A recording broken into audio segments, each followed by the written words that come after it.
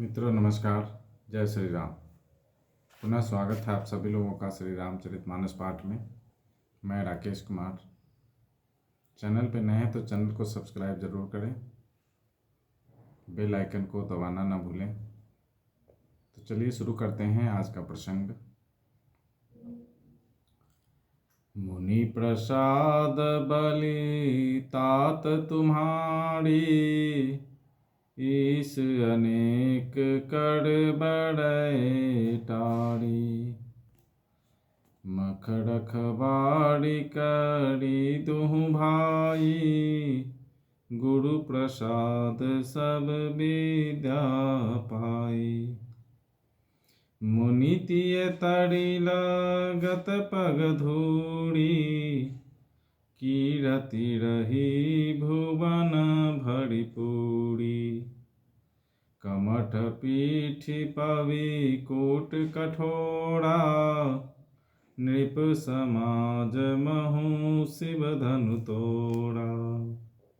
विश्व विजय जसु जानकी पाई, आए भवन ब्याहि सब भाई। सकल अमानुष कर्म तुम्हारे, केवल कौशिक कृपा सुधारे। आजु सुफल जग जन्म हमारा, देखी तात विधु बदन तुम्हारा। जे दिन गए तुमहि बिनु देखे, ते बिरंचि जनि पारहि लेखे। राम प्रतोषी मातु सब, कहि विनीत बर बैन। सुमिरि शंभु गुर विप्रपद, किए नीद बस नैन। नीदउ बदन सोह सुठिलोना, मनहु साँझ सर सिरुह सोना। घर घर करहि जागरण नारी, देहि परस्पर मंगल गारी। पुरी बिराजति राजति रजनी, रानी कहहि बिलो कहु सजनी। सुंदर बधुन सासुले सोई, फनिकन जनु सिर मणि उर गोई। प्रात पुनीत काल प्रभु जागे, अरुण चूर बड़ बोलन लागे। बंदी माग धनी गुण गन गाए, पुरजन द्वार जोहारन आए। बंदी विप्रसुर गुर पितु माता, पाई असीस मुदित सब भ्राता। जननीन सादर बदन निहारे, भूपति संग द्वार पगुधारे। किन्नी सोच सब सहज सुचि, सरित पुनीत नहाई। प्रात क्रिया करि तात पहीं, आए चारिउ भाई। नवाह पढ़ाएं तीसरा विश्राम।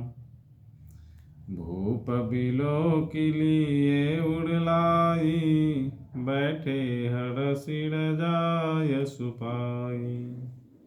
देखी राम सब सभा जुड़ानी, लोचन लाभ अवधि अनुमानी।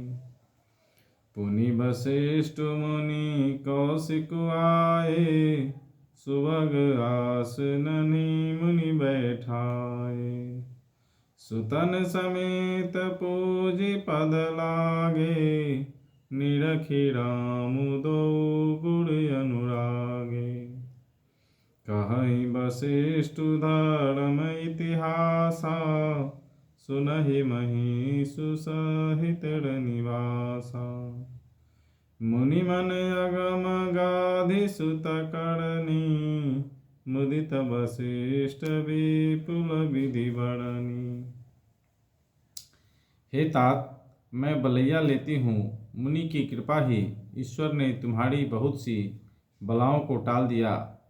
दोनों भाइयों ने यज्ञ की रखवाली करके गुरु जी के प्रसाद से सब विद्याएं पाई।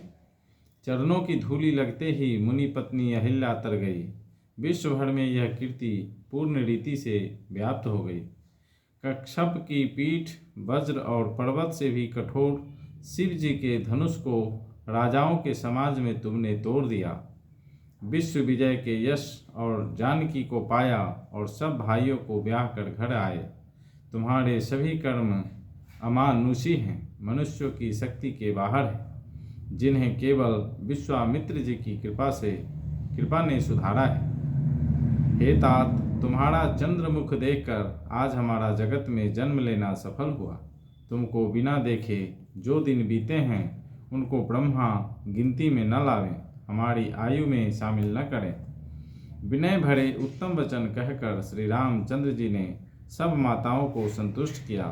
फिर शिव जी गुरु और ब्राह्मणों के चरणों का स्मरण कर नेत्रों को नींद के वश किया।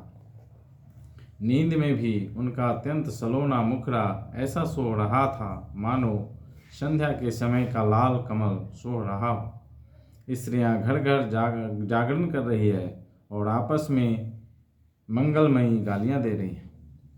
रानियां कहती हैं, हे सजनी, देखो रात्रि की कैसी शोभा है, जिससे अयोध्यापुरी विशेष शोभित हो रही है। ये कहती हुई सासुएं सुंदर बहुओं को लेकर सो गई, मानो सर्पों ने अपनी सिर की मणियों को हृदय में छिपा लिया है। प्रातःकाल पवित्र ब्रह्म मुहूर्त में प्रभु जागे, मुर्गे सुंदर बोलने लगे, भाट और मगधों ने गुणों का गान किया तथा नगर के लोग द्वार पर जोहार करने को आए। ब्राह्मणों, देवताओं, गुरु, पिता और माताओं की वंदना करके आशीर्वाद पाकर सब भाई प्रसन्न हुए। माताओं ने आदर के साथ उनके मुखों को देखा, फिर वे राजा के साथ दरवाजे पधारे। स्वभाव से ही पवित्र चारों भाइयों ने सब शौच आदि से निवृत्त होकर पवित्र सरयू नदी में स्नान किया और प्रातः क्रिया संध्या वंदन आदि करके वे पिता के पास आए। राजा ने देखते ही उन्हें हृदय से लगा लिया। तदनंतर वे आज्ञा पाकर हर्षित होकर बैठ गए। श्री रामचंद्र जी के दर्शन कर और नेत्रों के लाभ की बस यही सीमा है, ऐसा अनुमान कर सारी सभा शीतल हो गई, अर्थात सबके तीनों प्रकार के ताप सदा के लिए मिट गए। फिर मुनि वशिष्ठ जी और विश्वामित्र जी आए। राजा ने उनको सुंदर आसनों पर बैठाया और पुत्रों समेत उनकी पूजा करके उनके चरणों लगे। दोनों गुरु श्री राम जी को देखकर प्रेम में मुग्ध हो गए। वशिष्ठ जी धर्म के इतिहास कह रहे हैं और राजा रनिवास सहित सुन रहे हैं। जो मुनियों के मन को भी अगम्य है, ऐसी विश्वामित्र जी की करनी को वशिष्ठ जी ने आनंदित होकर बहुत प्रकार से वर्णन किया। तो मित्रों, आज के लिए इतना ही। श्री राम प्रभु, माता जानकी और श्री हनुमान जी की कृपा आप सभी के ऊपर बनी रहे। समस्त विश्व का कल्याण हो, इसी मंगल कामना के साथ मिलते हैं कल नए प्रसंग में। तब तक के लिए जय श्री राम।